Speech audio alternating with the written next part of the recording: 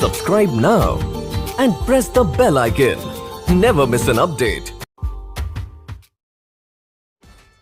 आज हम लोग क्या देखेंगे?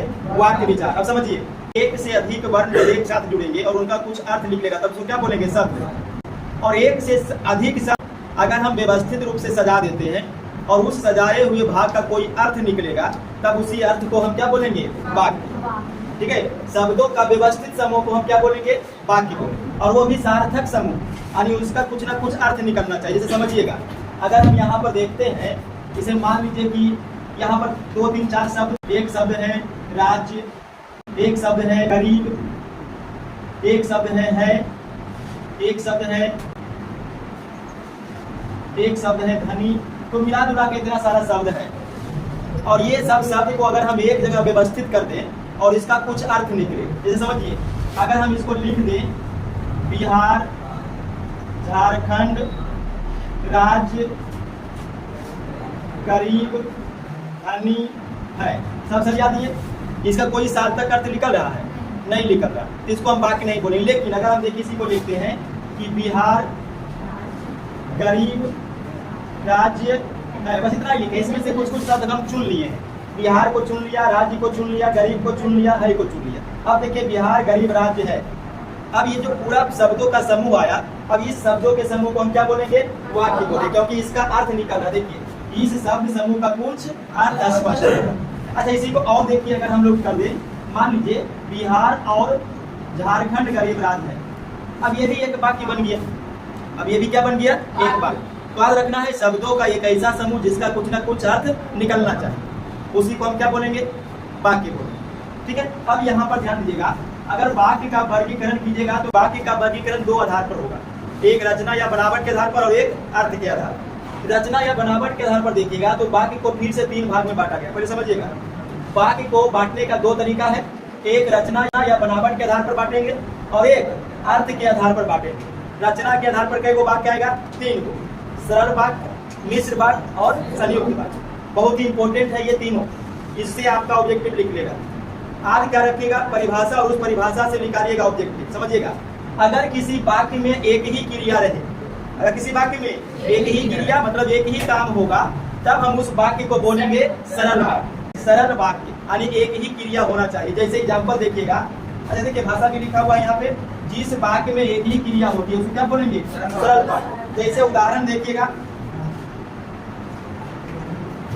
उदाहरण, सौरभ ने किताब पढ़ा। अब देखिए, सौरभ ने किताब पढ़ा, इसमें क्रिया कई गो है? एक, पढ़ा। तो ये पूरा वाक्य को हम क्या बोलेंगे? सरल वाक्य। उसी प्रकार से और देखिए, लड़कियों ने गीत गाया। अब देखो इसमें भी कई क्रिया है, एक। अगर एक क्रिया रहेगा, कौन सा क्रिया? देखिए गाया। तो ये पूरा जो वाक्य है लड़कियों ने गीत गाया, इसको हम क्या बोलेंगे? सरल वाक्य। अब दूसरा देखिए मिश्र वाक्य। मिश्र वाक्य में क्या होगा? समझिएगा, एक वो सरल वाक्य रहेगा। सरल वाक्य मतलब जिसमें एक क्रिया हो और फिर उसी का एक और टुकड़ा रहेगा। किसका टुकड़ा? सरल वाक्य का। जैसे देखिए, जिस वाक्य में एक सरल वाक्य के अलावे उसका ही कोई अंश वाक्य में रहेगा तो हम उसको क्या बोलेंगे? मिश्र वाक्य। जैसे इसका भी उदाहरण देखिएगा,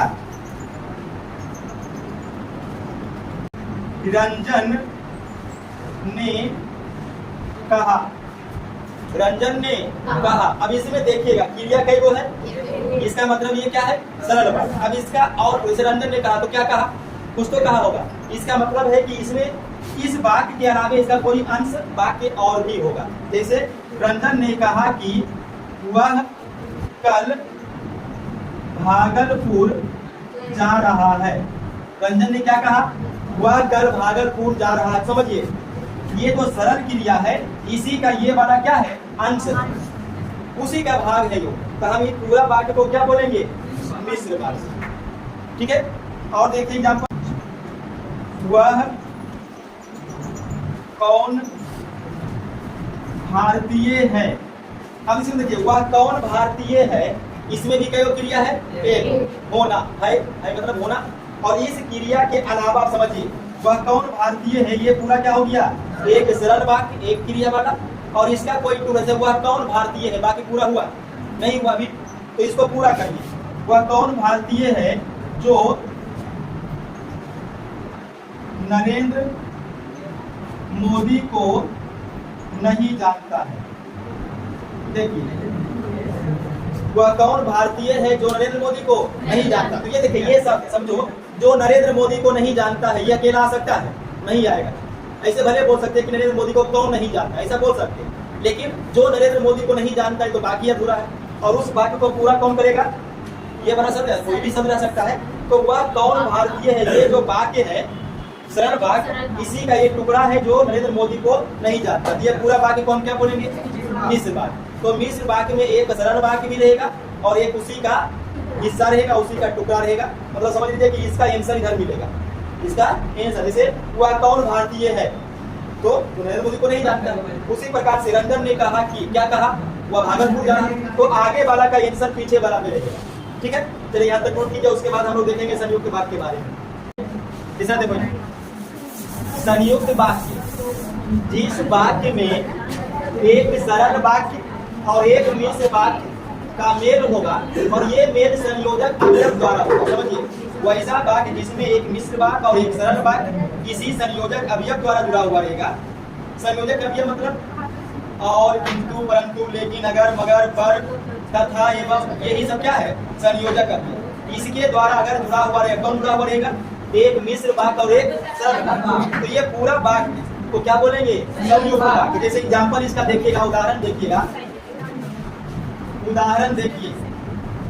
सरल वाक्य का मतलब क्या हो गया, वैसा वाक्य जिसमें एक क्रिया हो और उसी क्रिया का कोई अंश होगा, मिश्र वाक्य उसको बोलेंगे। अब ये देखिए, जैसे मैं खाकर सोया, मैं खाकर कितना क्रिया है, एक, ये हो गया सरल वाक्य। अब इसी का अंश देखिए, मैं खाकर सोया कि पेट में दर्द होने लगा। अब देखो, मैं खाकर सोया ही था कि पेट में दर्द होने लगा, यानी ये जो पेट में दर्द होने लगा ये किसका हिस्सा है, मैं खाकर सोया, तो इसका मतलब ये पूरा क्या हो गया, मिश्र वाक्य, सरल वाक्य और मिश्र वाक्य, और दोनों का मेल समझिए। और दर्द इतना बढ़ा कि मैं बेहोश हो गया। समझो बात को, सरल वाक्य, इसका टुकड़ा मिश्र वाक्य, फिर देखिए दर्द इतना बढ़ा, एक क्रिया सरल वाक्य और उसी का टुकड़ा दर्द इतना बढ़ा कि मैं बेहोश हो गया, मिश्र वाक्य।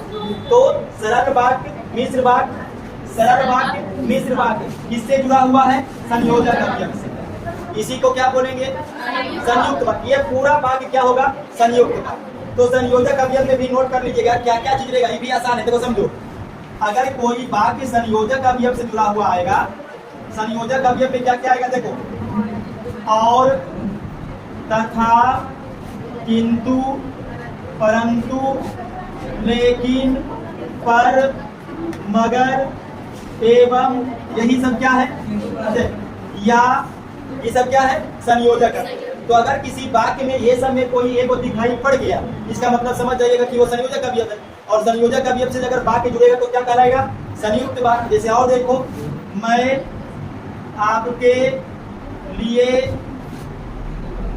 चाय लाऊं, मैं आपके लिए चाय लाऊं, या आप दूध पिएंगे, मैं आपके लिए चाय लाऊं, एक सरल वाक्य, आप दूध पिएंगे, एक सरल वाक्य, और दोनों किससे जुड़ गया, आज, यानी संयोजक अवयव से। तो हम इसको क्या बोलेंगे, पूरा का पूरा संयुक्त वाक्य। तो बड़ा आसान है, बस संयोजक अवयव याद रखिए, उससे जुड़ा हुआ सेंटेंस आएगा, वाक्य आएगा, क्या बोलिएगा, संयुक्त वाक्य। तो ये तो हो गया रचना या बनावट के आधार पर वाक्य क्या प्रकार का, तीन प्रकार का। फिर से शुरू से समझ लीजिएगा, एक सरल वाक्य जिसमें एक ही क्रिया होगा, एक मिश्र वाक्य जिसमें सरल वाक्य के अलावा उसमें एक और टुकड़ा होगा, अंश होगा, और संयुक्त वाक्य जिसमें मिश्र वाक्य सरल वाक्य दोनों किसी संयोजक अवयव से मिला हुआ है, संयुक्त वाक्य कहेंगे। अब हम लोग पढ़ेंगे अर्थ के आधार पर वाक्य को 8 भाग में बांटेंगे। कितने भाग में, 8 भाग। इसको नोट कीजिए, उसके बाद इसको लिखते हैं। ओए छोटू, अर्थ के आधार पर वाक्य को कितने भागों में बांटा गया है? 8 भागों में। पहला क्या है? विधिवाचक वाक्य, यानी वैसा वाक्य जिससे क्रिया के करने के विधि का, ढंग का, तरीका का बोध होगा, उसको क्या बोलेंगे? विधिवाचक वाक्य। जैसे उसने वृक्ष को काटा, किसको काटा? वृक्ष को। राम घर गया, कहाँ गया? घर गया। तो ये विधि का बोध होगा, तरीका का, ढंग का बोध होगा। उसके बाद दूसरा है निषेधवाचक वाक्य। निषेध मतलब मना करेगा, क्या करेगा? मना। जैसे वह नहीं गया, तो ये निषेध, नहीं का बोध हो रहा है। उसने नहीं पढ़ा, देखो निषेधवाचक में क्या रहेगा? नहीं या ना लगा हुआ रहेगा। उसके बाद तीसरा है आज्ञावाचक वाक्य। इससे आज्ञा का बोध होगा। जैसे आप कमरे से निकल जाइए, क्या होगा? आज्ञा दे रहा है। या फिर तुम रोवो मत, चुप रहो, ये भी आज्ञा दे रहा है। तो इससे आज्ञा का बोध होगा। प्रश्नवाचक वाक्य, वैसा वाक्य जिससे किसी प्रश्न के पूछने का बोध होगा। जैसे तुम कहाँ जाते हो, तो प्रश्न पूछ रहा है। क्या पृथ्वी सूर्य के चारों ओर परिक्रमा करती है, तो ये भी प्रश्न ही पूछ रहा है। इस प्रकार से आगे देखिए, विस्मयवाचक वाक्य। विस्मय मतलब क्या होता है? मन की भावना का बोध करना। मन की भावना मतलब प्रशंसा, दुख, खुशी, ये सब का बोध, ईर्ष्या, जलन जो भी हो, इसी को हम क्या बोलेंगे? विस्मय बोलेंगे। जैसे देखिए, ओ हुआ मिट गया, तो क्या हो रहा है? दुख का बोध हो रहा है। तो यहाँ पे ये पूरा वाक्य को हम क्या बोलेंगे? विस्मयवाचक। और ये वाला जो आया हुआ है ओ, इसको बोलेंगे विस्मयादि बोधक अव्यय। क्या बोलेंगे? विस्मयादि बोधक अव्यय। ये आगे बड़ा क्लास से पढ़े होंगे। उसके बाद देखिए, कैसा सुंदर दृश्य है, आश्चर्य हो रहा है या खुशी हो रहा है। तो इस प्रकार से विस्मयवाचक वाक्य ये होती है। उसके बाद संदेहवाचक वाक्य, वैसा वाक्य जिसमें कुछ संदेह, शंका का बोध होगा। जैसे वह गया होगा, ये क्या है? अभी पूरा तरह से पता नहीं है कि वो गया है, गया होगा। शंका है, संदेह है। उसी प्रकार से शायद मैं घर पटना जाऊं, ये भी क्या है? संदेह है। जाएगा कि मिलेगा कोई पता नहीं है, मतलब आधा जा भी सकता, नहीं भी जा सकता। कल मैं शायद पटना जाऊं, वह पटना गया होगा, ये क्या हो गया? संदेहवाचक वाक्य। इच्छावाचक वाक्य, इच्छा को समझ ही रहे हो, है ना? अब जैसे देखिए, इस बार तुम्हारा भला करे, तो क्या होगा? इच्छा का बोध हो रहा है। आपका यात्रा मंगलमय हो, ये भी इच्छा, प्रार्थना का बोध हो रहा है। उसके बाद लास्ट देखिए है संकेतवाचक वाक्य। इसमें संकेत का, शर्त का बोध होगा। जैसे वह आता तो मैं अवश्य जाता। देखिए संकेत क्या है? मैं कब जाता? जब वह आता, जब वह आता। तो ये एक संकेत दे रहा है, एक शर्त है कि वह आएगा तब जाएगा। उसी प्रकार से वह समय पर जाता तो गाड़ी मिल जाता। संकेत क्या है? कि समय पर जाता तो गाड़ी मिलता। तो ये पूरा वाक्य को हम क्या बोलेंगे? संकेतवाचक वाक्य।